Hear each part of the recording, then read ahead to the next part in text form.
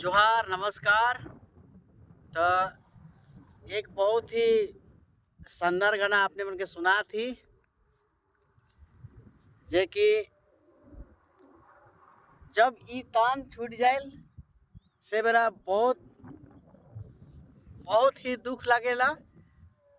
लागल कि अब दुनिया अंधार हो गए लगल है। तो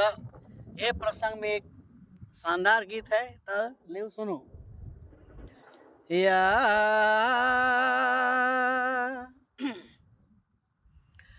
या बहिया फहटाता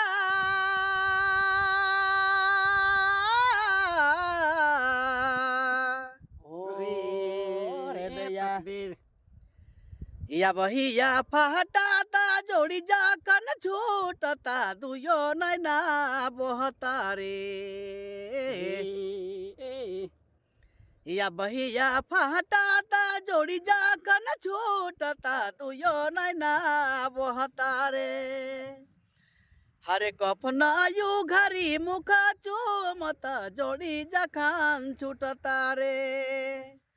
हरे कपना यू घरी मुख चूमता जोड़ी जखन छूटता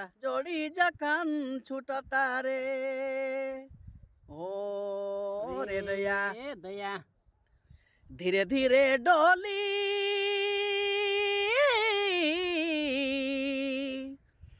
धीरे धीरे डोली जग के छोड़ावता